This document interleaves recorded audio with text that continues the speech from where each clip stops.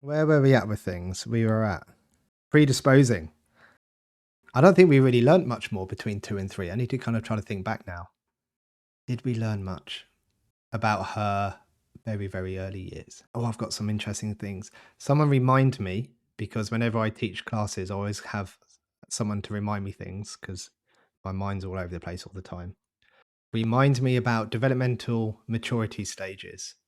I've got 2 documents to look at, which I found earlier. I've not looked at them properly yet. We can do that together. So predisposing. Did we learn anything new about her past? Early years, parenting, styles, anything about her lived environment in terms of the toxicity of the air and the water and things? I don't think we did.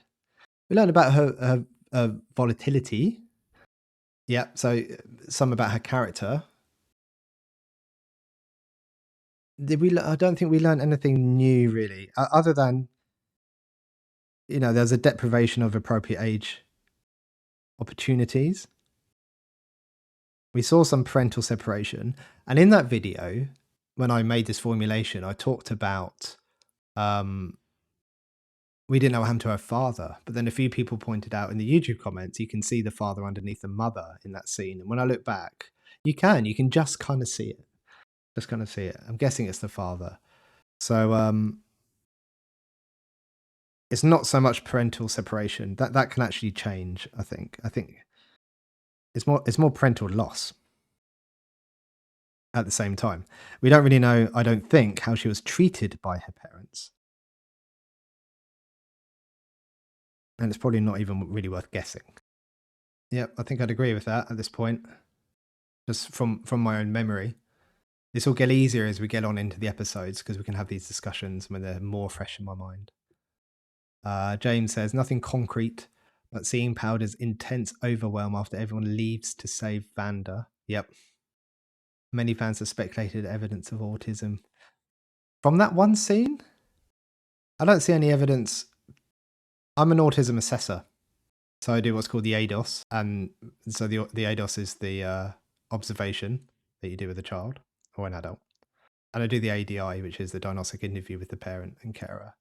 Nothing's really, from what I've seen, nothing's really identifying her as having autism. Yeah, so last thing, what you're picking up on there, which I'm going to make a video on my my other channel, is there's a strong overlap in symptoms between trauma and autism. A strong overlap. So it can be really hard to unpick the two. You need a really, really good assessment, a really, really good developmental history. And then you have the added complication that you can have autism and trauma. It's very, very tricky. So nothing jumps out to me as autism. OCD from that scene? What's the obsession and what's the compulsion? Not sure. I didn't see much. Again, PTSD potentially could be a symptom of PTSD. Very, especially developmental trauma. Very, very narrow window of tolerance that she can easily get dysregulated. ADHD again. I don't. From that scene, I'm being very clear that that's what I'm thinking about. Nothing's really standing out as ADHD. We've got to bear in mind her developmental history in terms of the environment she's grown up in. We need to think about her trauma, losing her parents, and what else she experienced. We've got to think about her developmental trauma and her narrow window of tolerance.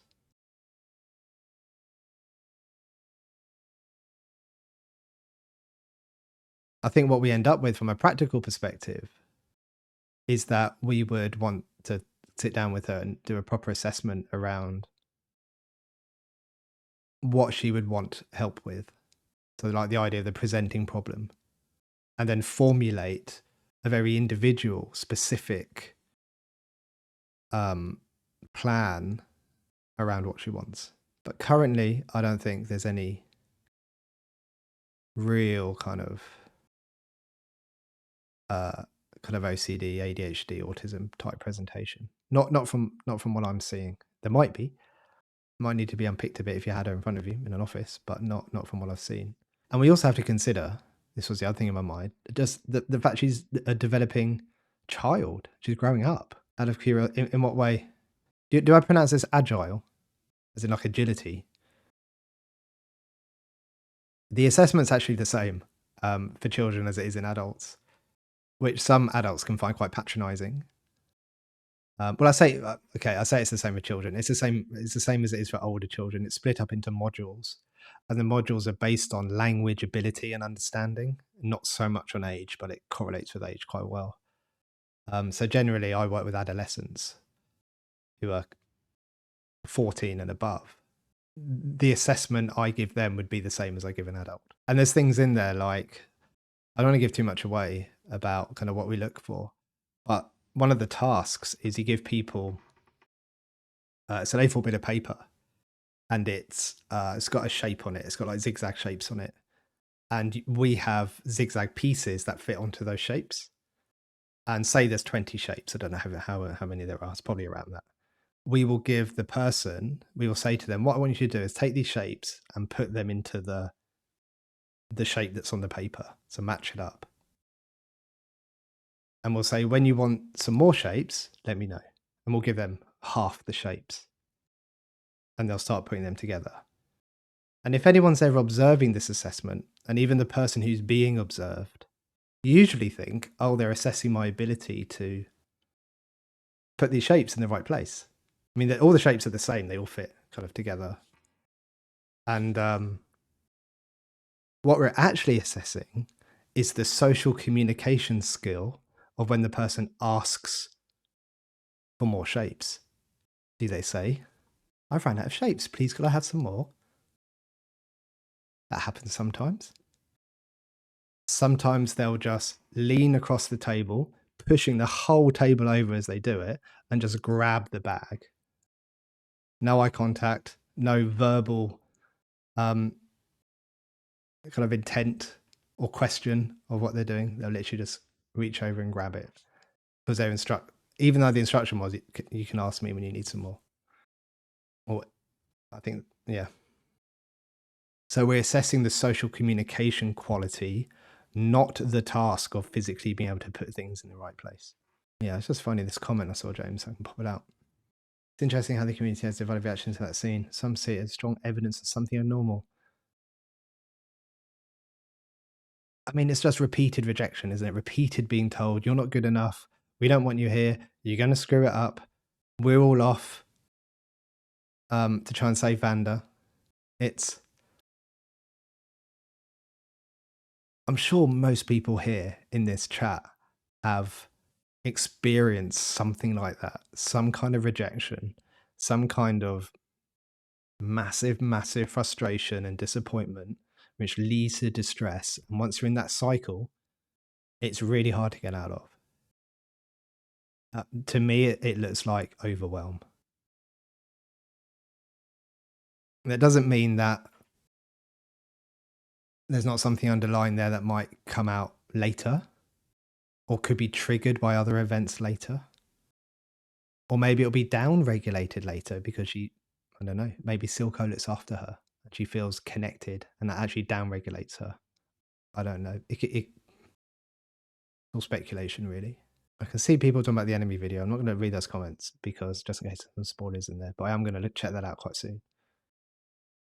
I'd say, can I have, yeah, well, you could do. That would be absolutely fine, Agile. Yeah. What I'd probably do if you said that is say, here's a few more. I'll give you the rest when you're ready, or something like that. I'd make some kind of, because what we're assessing qualitative kind of conversation and social communication here. So I'd want to see how you would communicate with me. That's what I'm trying to like test as such. It's not really a test. It's yeah. So I mean, she's always told, isn't she, that she's kind of a bit useless and a bit rubbish. Yet she has skills that she could bring to that team. I mean, her ability to shoot is way above. I imagine, like, I don't know what Visor's like, but it seems to be way above everyone else's. I mean, that's a real skill. It's, when you think about setting up a team in, I don't know, like Baldur's Gate or something, you want like a long range person. You got Vi, who's in with the melee and the fists, and you got Powder, who's long range, trying to keep out of harm's way. Yeah, that's Marina. That's a good point. I'm sure a lot of people do get annoyed with it, but again, we're looking at how that is then communicated back to us. Yeah, absolutely. I'm sure a lot of people. I can certainly resonate with some of that when I was probably a bit older than her, like really struggling with stuff, and relationships coming to an end, and yeah, really difficult. I'm sure if my mum was online now, she would be coming up with all kinds of stories of holes in walls and holes in doors and things, just unable to contain that buildup of distress, and it coming out in a very unhealthy way. Yeah, and this is what I'm quite cautious of, James, in some of my reactions and analysis as well, to try to be inclusive of people's backgrounds and their learning histories and experiences, and what they've been through, because everyone reacts to things differently. Like we talked the other day about whether something can be a traumatic event or not. And we were using this phrase potentially traumatic experience because it is potentially traumatic. We don't know if someone's going to be traumatized by something or not. So we just got to appreciate that people have different learning histories, they have different cultures, they have different experiences, and all of that gets thrown into the mix. It's really easy to see someone dysregulated. If you're not used to being dysregulated yourself, or not used to seeing people who have been dysregulated, it's easy to go, there's something wrong with them. Look at them, they're nuts. What are they doing? They just need to calm down a bit. That kind of thing. But that's distress. Yeah, I agree. That's what you need, your long range person, the bow and arrow out. What do you think of the stability of her self-image? Yeah, we'll come on to that in a sec. Yeah. They didn't want Powder. I mean, they just see everything as a risk to her, don't we? When we did Vander's formulation, we finished that off. We were like, his rigid value of I need to keep Powder safe would most likely lead to him not allowing her near weapons, not allowing her anywhere near anything that's going to potentially hurt her. So yeah, I agree with that. Oh yeah, but here's a good point. They were happy with her making nail bombs. That because they never went off. they thought, oh, that's all right. Leave her to her little toys. They don't work anyway. I don't know. I mean, it's a good point. Why would they not let her have a gun, but let her have a nail bomb? Let's come back to this because I think some of this is going to be related. So we didn't get much more predisposing, I don't think. Protective factors. Actually, what we see is, yes, she is still creative, intelligent, and practical. She is still physically fit and healthy in 3. Although by the end of 3, there's some kind of question here about her emotional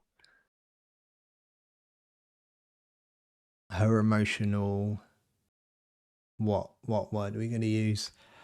Not stability. Well, we'll put emotional stability. I don't really mean that, but for the sake of moving on.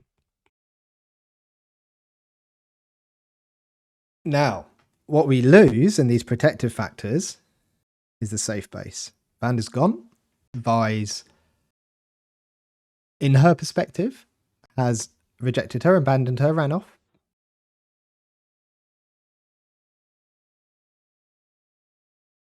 Oh, I meant to close that comment, but I've accidentally closed my camera.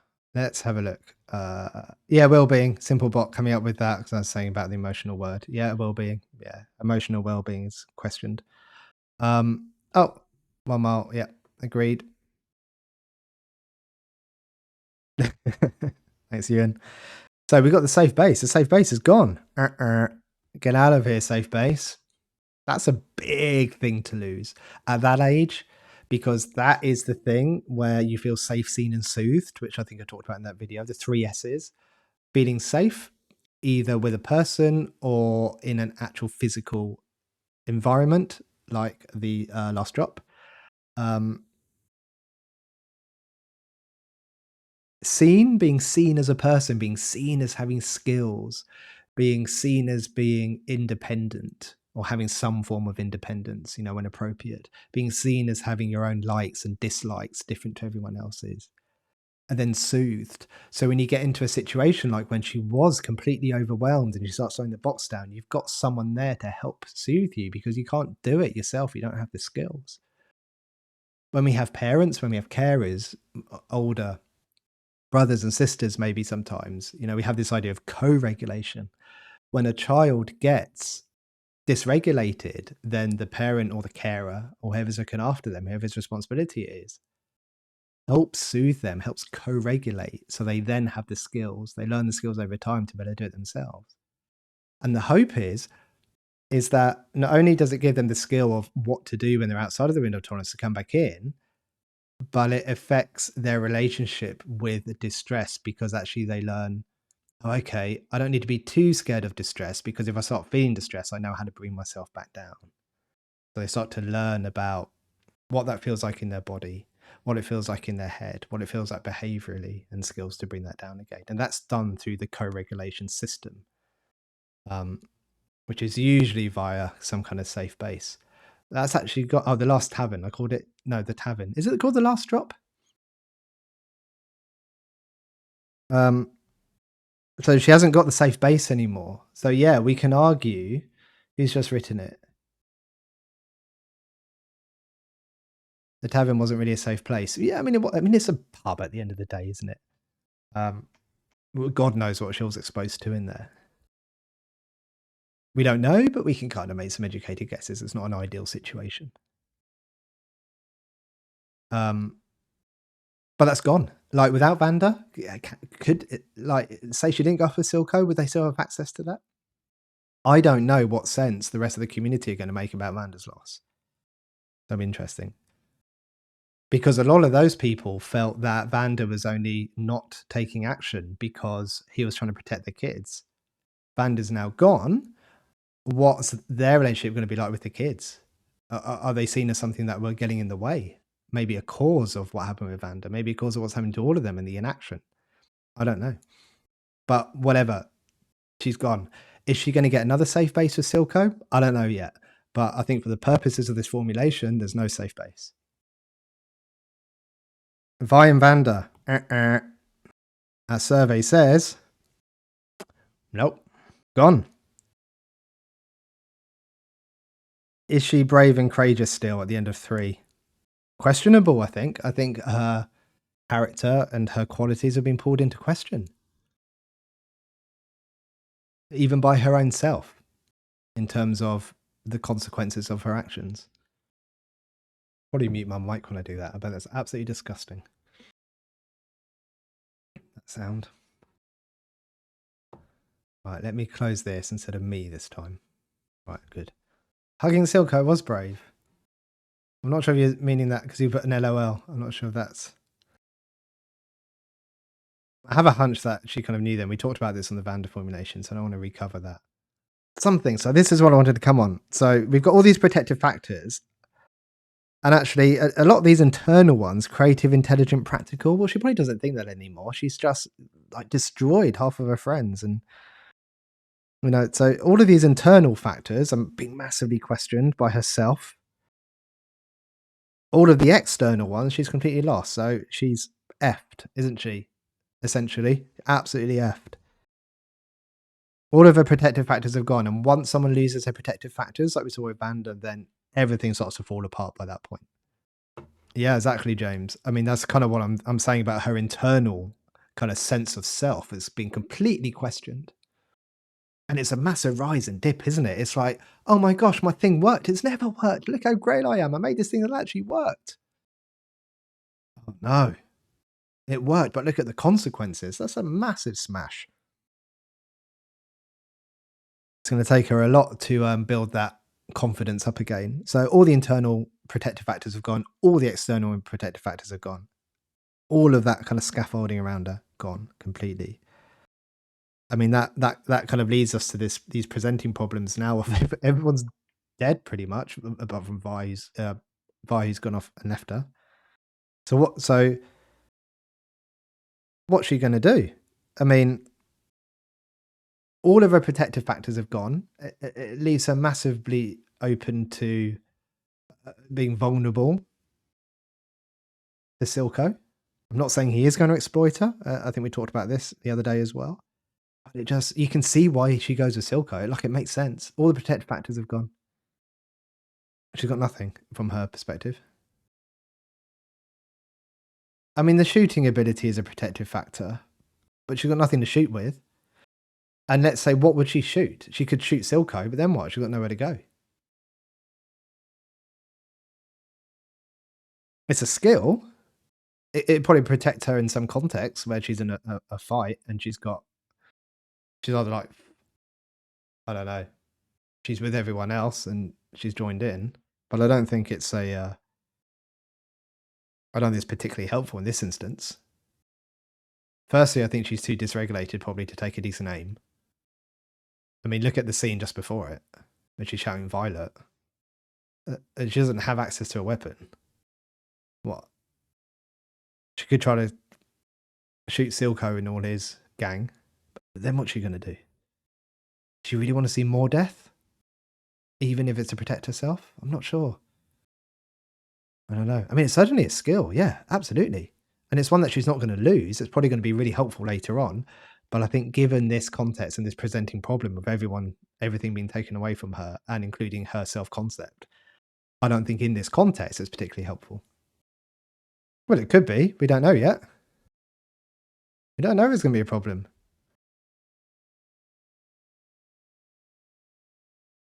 He might really care for her. I mean, I don't. My knowledge of mob bosses and family dynamics isn't the best. But I'm sure mob bosses do have children. I don't know how they turn out. They're probably in their world quite cared for. Probably not ideal, but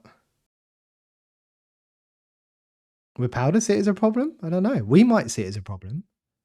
Powder might not. And then you start questioning, is it a problem? In the context of Arcane. Powder probably sees it as a protective factor. Especially, I don't know, if Silco is helping her develop those skills, giving her the opportunities to do new things and to try new, I don't know, being creative with weapons and things. She might see it as protective. We might not see it as protective, and this is what's really interesting in formulations. We might recognize the risks. And if this was a real world child, we would be trying to plan around those risks and kind of mitigating those risks. But from their perspective, it's not a risk. That's why they go and do it. Yeah, that's often the case. This is where it starts getting really complicated because you've got adults, especially in like children's services, social services, etc., trying to safeguard children. But the children don't see the reason why because they don't see the risk themselves. But the adults do. And you can see how you can very quickly get conflict there. And then when you then have a child refusing to see social workers and therapists and things, it gets really, really complicated really quickly. I tend to these are the kind of children that I work with. That's why I'm probably quite an untraditional therapist. Like I don't work in a clinic. Like they don't come and see me in a clinic. I go to them, or we'll meet in a park. Sometimes we'll meet in a park and we'll do like a boxing session with pads and gloves. I'll come into their environment as much as I can. And I don't wear shirts and things. I'm like in t-shirts and jeans and trying to fit in with them. Trying to join them in their world. Helpful that I look so young and hip and cool. As soon as someone says hip and cool, the last thing they are is cool or hip. Yeah, so a precipitating factor is something that where's that comment? Yeah, I mean that's like a trigger for the presenting problem. So yeah, could be. This formulation idea is called the 5 Ps. And in my PhD research, I've some of the area I've looked at is how this 5 Ps is implemented into actual practice. One of the major staff who work in trauma informed services really like being able to formulate in this way. It helps them get a really good picture of what's going on for the child. The one barrier to this, the biggest barrier, is people get really caught up about what goes into what P. And some of the Ps are quite complicated because they sound quite similar, but they mean different things. And sometimes that gets in the way. So instead of the idea of the exercise being to understand the child, it turns into what P does this fit in? We've got to make sure we get it right. But we don't need to be too rigid with it because the point is to understand what's going on. But I kind of understand where you're coming from with that. I like that. Yeah. It's okay. We'll show them all might imply a dynamic where powder sees him as a protective factor. Yeah, absolutely. And why would you not think that in that situation? No, I'm not. I'm not calling you out. I like to think of it as educating. I'm not calling you out. It's a really good question. Really, really, really good point. Like, where does this information go? Like, it really is. Something I wanted to share with you. So, I was looking for something earlier, something unrelated, and I came across.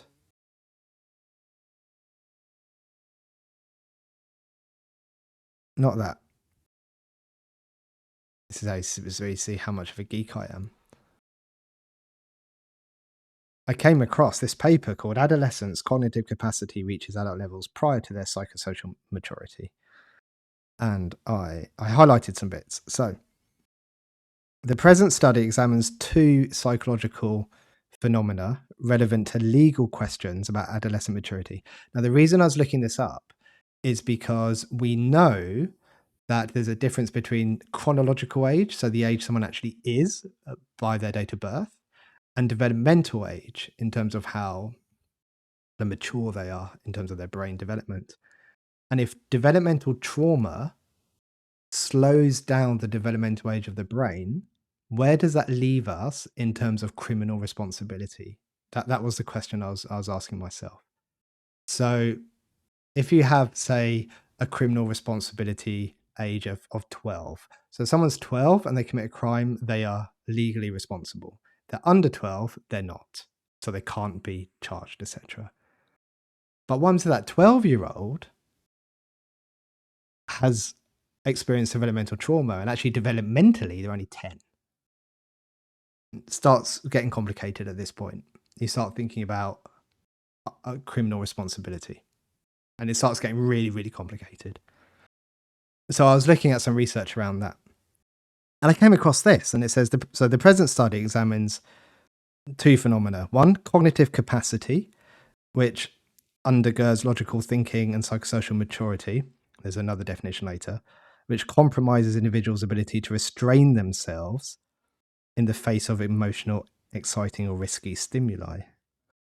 So we've got this idea of cognitive capacity, how good you can think about things, versus psychosocial maturity, which compromises your ability to restrain yourself in the face of emotional, exciting, or risky stimuli. And it made me think of powder. Now, powder's probably a little bit young for what this is aimed at, but I think it's an interesting concept to think about. So, something else So within this, they looked at another paper that wasn't this one.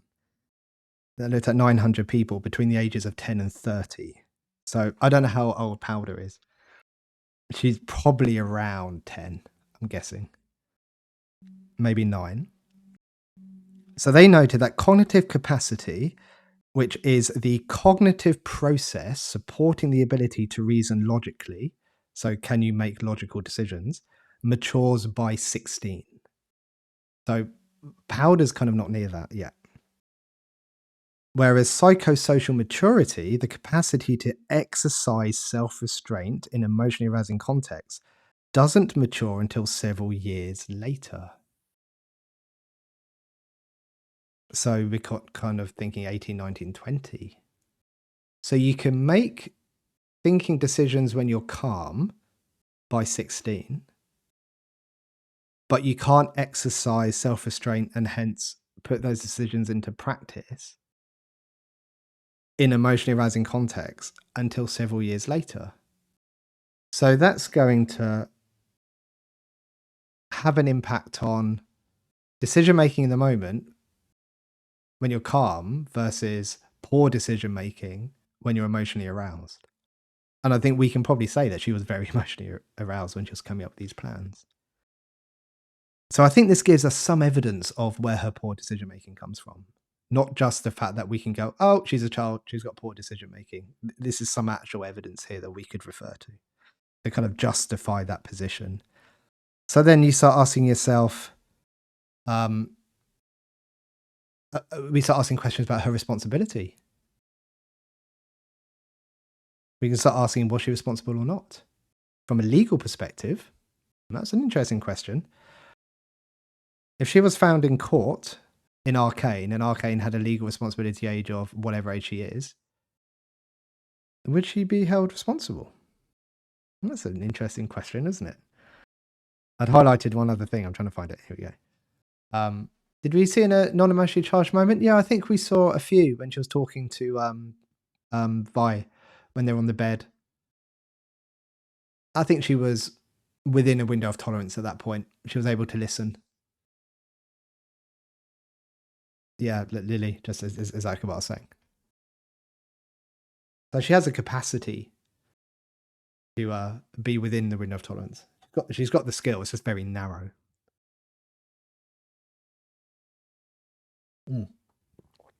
So what I really like about this paper, well, it actually makes a statement about the significance of this paper to the public, which is really cool because it's basically a really short summary.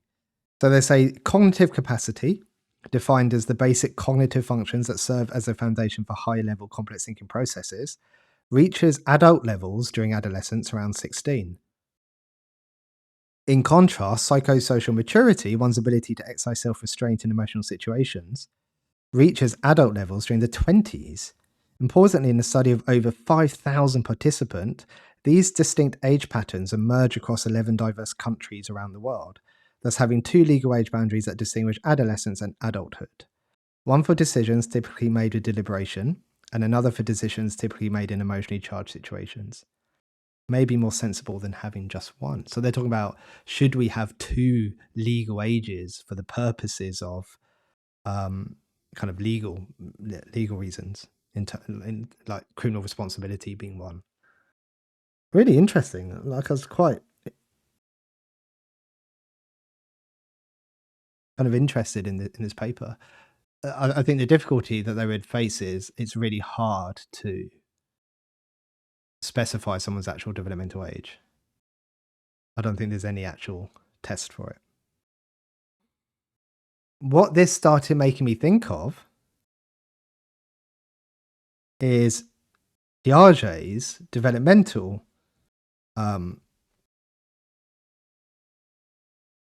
developmental development. That's a really good sentence, Stuart. I'm going to write that in my PhD. The developmental development. So I got Piaget, and I was coming to the top because I was trying to find the website that I got this from because it's really well written, this one. And I'm not sure, but it's by someone called Kathy Brodie. If you want to look more into this, look up Piaget's Theory of Cognitive Development by Kathy Brodie. And what I really like about this is they break it down into really easy language. And something that I like is, I don't like people using long words for the sake of using long words and complicating stuff. I like seeing things explained really easily. So it gives you the key features of the theory. We don't need to know about that. Gives you the practical applications of why we need it. Gives you some background to Piaget. I hope I'm saying that right, by the way. If I'm not, then, well, there's not much you can do about it. Concepts and key theories. We'll come on to them in a sec. But what else I like about this is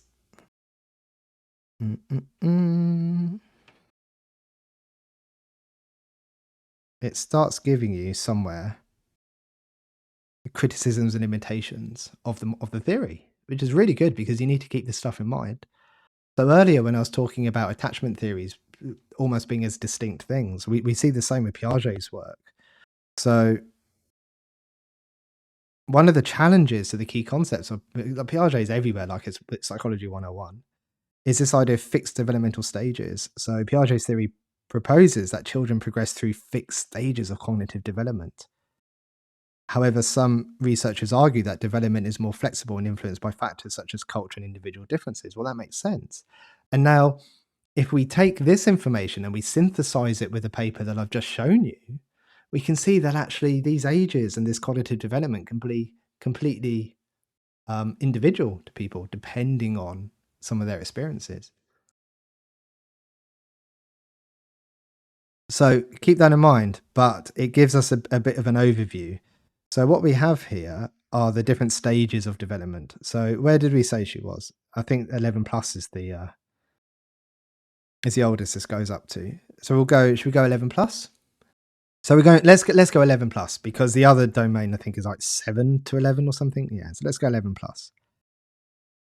So adolescents developed abstract. So the bit in bold, what you see here at the top, is Piaget, is the bit from Piaget's model, and then the bullet points underneath it is what the author of this has added in to make it more understandable.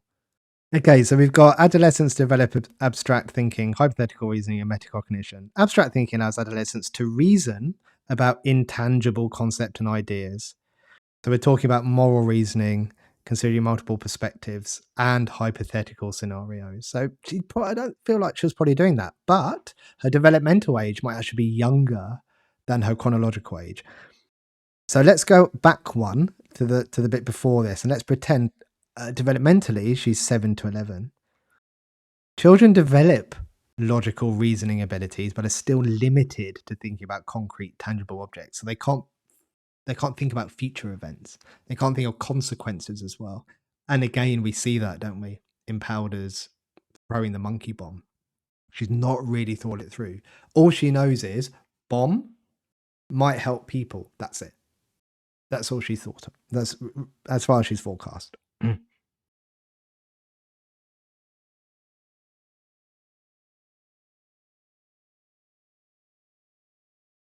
So we look at what else is relevant. Social cognition improves with children becoming more able to take others' perspectives and engage in cooperative play.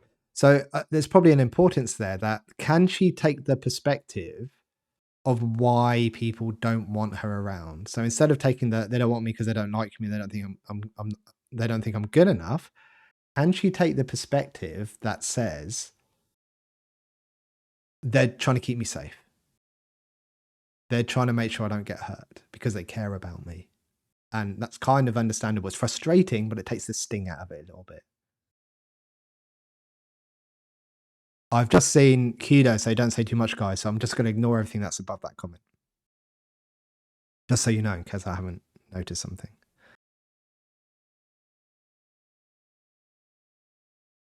So you can see, so she's probably flipping somewhere between 7 to 11 and 11 in terms of her developmental, her cognitive development.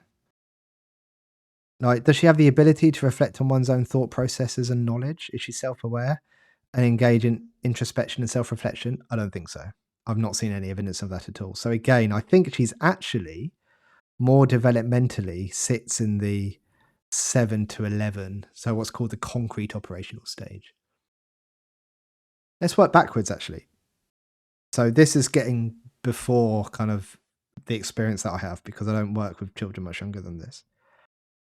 So what have we got at 2 to 7? So that's a big gap, isn't it? That's a big range. So this is why I like this paper. So children develop language and symbolic thinking, but are still limited by egocentrism and centration. And you think, oh, what does that even mean? Big word, egocentrism. Egocentrism refers to the inability to take others' perspectives. She can't do it at all at this point. And the belief that others see the world the same as they do. And it gives an example here of Piaget saying demonstrated egocentrism through the 3 mountain tasks where children struggle to understand how a scene would look from another person's viewpoint. So you can see a bit of that, can't you? You can see a bit of that in Powder. Centration is the tendency to focus on a single aspect of a situation while ignoring other relevant details. You can see that as well, I think. So actually, she's operating the somewhere in the that kind of grey area between 2 and 7 and 7 to 11. So find simplicity. Yeah. If we go for, I think it's kind of, we're not sure of her exact age. Maybe it's around 10. So chronologically, yeah, she could be 7 to 11. But I think we're seeing some evidence of her actually being pre-operational, kind of 2 to 7. She's developing in there. And this is one of the weakness of this, isn't it? Well, not weak, but a limitation is that it's easy to try to choose, well, which one is she? But she's somewhere in between the two. She's developing. But again, I think this gives us some evidence around if there's a question around her responsibility. If this was real world, we'd be thinking about what are the justice and legal reason um, consequences of this evidence that we have. But in Arcane world, what do people think about this? I'm interested. Does this change anyone's perspectives of her in terms of her responsibility and the consequences and blame and things? I mean, James, while I'm waiting for that to catch up, James raises a really good question here. And this is where things get complicated. Oh no. Oh yeah. That wasn't the one I wanted to pop out. There was one where you said about, oh, there it is. It's there. I'm curious if how does cognitive may be lower due to experience so much. Yes, I think that's why the developmental age shifts so much from the cognitive age. I think that, trauma is not the only reason that happens. There's other things that can happen. We think about learning difficulties, learning disabilities, neurodevelopmental difficulties, that kind of stuff can all impact that. How do we square that with her advanced resourcefulness? That's a really interesting question. How do we? How would we make sense of that? Has she been shown by someone and she's just copying and she knows how to do it? She's just practiced that skill over and over and over again. Maybe she finds something soothing from it. I don't know.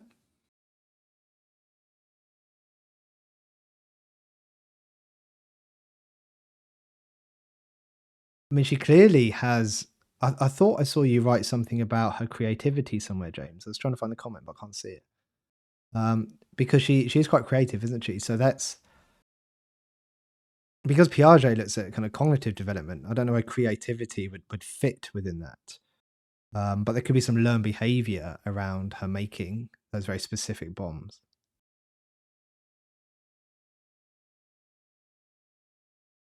But this starts to show, doesn't it, how just complicated this stuff can get, especially when you start applying it in real life. This is why I called my therapy channel Therapy in Action, because I didn't want to make a video about Piaget's stages of cognitive development. Because if you can't apply it to anything, what's the point? Like, in my view, like it's interesting, yeah, but if it's not going to help you practically, like I can't see the point in it. Well, I can see the point in it because it helps guide other stuff and further research and things. But in terms of what's helpful to people who are watching it, they want to know what to do about these situations and how to make decisions around what we know. So yeah, I like this, James. So picking out quotes gives us evidence for our reasoning here and our decision making. I think you're right. She's very just looking at it from her side. And that could be development. It could be overwhelmed as well in that moment. There's a lot of things going on for her. I think someone said it was just a really difficult conversation, a difficult situation. Yeah, that's right. She didn't really notice, did she? She was just so pleased that something worked. That's what I mean. But there's this massive high, and the biggest high she's probably had because something worked, and she felt she saved everyone. And then the biggest dip that she's ever had. Oh, that was tough. But she couldn't even when she was kind of looking around, and she could have seen. I mean, an adult or someone developmentally, an adult would have seen Vi's body language and her emotion, you know, when Powder first turns up and seeing that something was wrong. It wouldn't have been like, I've done this really good thing. I think most people would have gone, oh my gosh, what's happened? Why are you so upset? There's a body behind her, a really freaking big body. It's like the Hound of the Underground changed to Shimmer. Yeah, Kido, exactly what I was just saying, right? She didn't take any of that in. She didn't see it. Like, she physically saw it, most likely, but she didn't make sense of it. She didn't see it for what it was. So again, it's just showing her kind of development there. I'm purposely avoiding saying your name, but you're making such good comments. I feel like I should take the time to learn it. Mate? I'll wait for the chat to catch up. I think I've put it on the lowest latency there is, which is about 5 seconds, I think. Is that how we say it, Mate? You tried your very best. It's Slavic, and you've done a great job. Mate. We'll go with Mate. That's what I'm talking about. Mate, you're coming up with some really good points, so I feel obliged to say your name properly. It's really hard, isn't it? You know, when you're trying to get someone to say something and pronounce it, but the other person can only write it down. It's like it doesn't help, does it? Unless you start trying to spell it out phonetically and things, but not phonetically, but as you would say it. So Mata, yeah. Do you think the fact that she did something successfully but it had such consequences? Yeah, absolutely. Because that's how all human behavior works, essentially, isn't it? Is things are either reinforced or not. So if you did something that hurt a lot of people, you're probably the people that you didn't want to hurt. You're probably not going to want to do it again in fear of of having the same consequence. So yeah, but I have a feeling that over time, Silco will probably nurture that, and she'll regain that. I don't even know. So I have some idea that the next act is in the future, but I don't know how far. I've got no idea how far. I don't know if it's a year or 10 years. So I don't know. But I think we're going to see a lot. Obviously, would have happened in that time if it was passing in kind of real time. So she's either become a complete recluse because she's mega depressed because she's killed everyone, or she would have found a way forward and honed these skills a lot more. Who's off? Little cuts. See you next time. Hope you enjoyed it, man. Thanks for joining us. Where were we? Yeah, so we were thinking about these developmental stages, the difference in chronological age, developmental age. We were thinking about the impact of that in terms of how we see responsibility for things, how we see the consequences. In the real world, that would have some considerations for what would we, would we try to punish someone like that through a justice system? Would we rehabilitate her somehow? But then how would we do that? What would that look like in practice? Yeah, it's really complicated. Luckily, with my predictions, I've said two extremes, so I don't know which way it's going to go. I kind of, in my mind, because it's a show, and I think it's going to be pretty boring if it's just Powder, like just huddled up in like a bedroom somewhere, like never going out or doing anything. I think that would make it could be quite realistic, but I think it'd make a pretty boring show. I think she's going to be a badass. I know, Sarah, but I'm going to get there soon. I'm going to be watching 4 very, very soon. Let's go back to this because I think we've raised some good points with this. We've talked about. I think we probably, to some extent, covered each of the 5 Ps here. I don't think we need to labour this much more. I think there's been some interesting conversation about responsibility. Let's pretend she's 12. And let's say the age of legal responsibility, of criminal responsibility, is 12 in the real world. Would you convict her? If you were a judge and you knew everything that had happened, there's like no question that she did it or not. It's around the mitigating circumstances of her age and what she's been through. Would you convict her?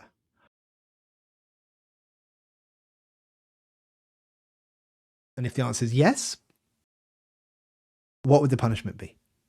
Does anyone know what the age of criminal responsibility is in the UK? Like in real life, UK. 10. Yeah, dude, sweet. You highlight your comment, man, for getting it right. 10. It's 10. So you're responsible enough at 10 to be punished through the justice system.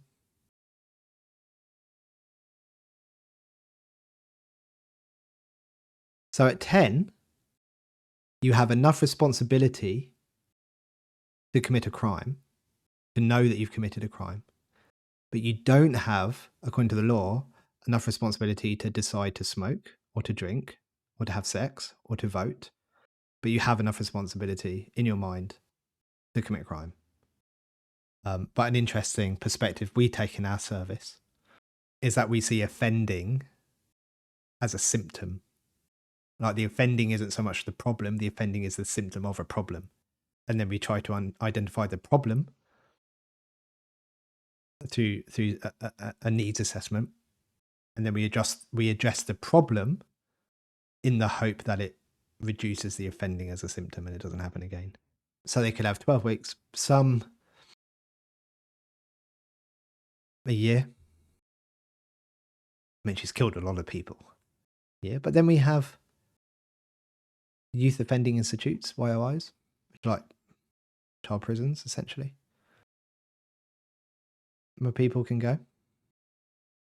We have restrictive options, such as tags. We can tag people, give them curfews. And YOIs are supposed to rehabilitate. The idea is it keeps the child safe and it keeps the public safe, because there's so a big part of my PhD, which I won't get into too much, is this idea that when we train youth justice staff in how to formulate like this and understand why a child has done what they've done and that offending is actually a problem, there's times where the decision-making process, understanding and empathizing with that child and showing them some compassion, has to be balanced with public safety. Because how do you know that child, when they're dysregulated, their behavior might be to hurt people? So you need to protect the public at the same time. And so how do you balance those two positions? Because it's very hard. And what happens often is when the child gets punished through some kind of restrictive way, so it goes to a youth offending institute, that hits the justice worker really hard because they see it as unfair, because they can empathize with the child so much through this process. But at the same time, a lot of them can perspective take and understand that there's a requirement to keep the public safe. And actually, you can frame it in a way where you're actually keeping the child safe as well. Because if they become so dysregulated that they harm others, they could also be harmed themselves. They could be exploited. So you're protecting them too. But it's a very difficult thing to reconcile with yourself, that this child's gone to effectively a prison. Yeah, that's what we're doing. Lord at FSS. We're something must change, absolutely. And we're seeing the offending behavior as a symptom of something that needs to change, and then we'll try to change that thing. But often, you're going to keep the public safe at the same time. You're going to keep the child safe. So maybe that thing that needs to change can take place in a context where their liberty is restricted. Mate, absolutely. Absolutely. Can you imagine? The only social group you've got are children in a similar situation to yourself, being effectively, from their perspective, punished. It's tough. Someone's going, "Yo, boy, Wolfie, thanks for joining us. Have a good shift. I don't know what you do, but enjoy it." And it sucks it's a Friday evening. We are probably going to think about winding this down soon as well, because we're coming up to the 2 hour point.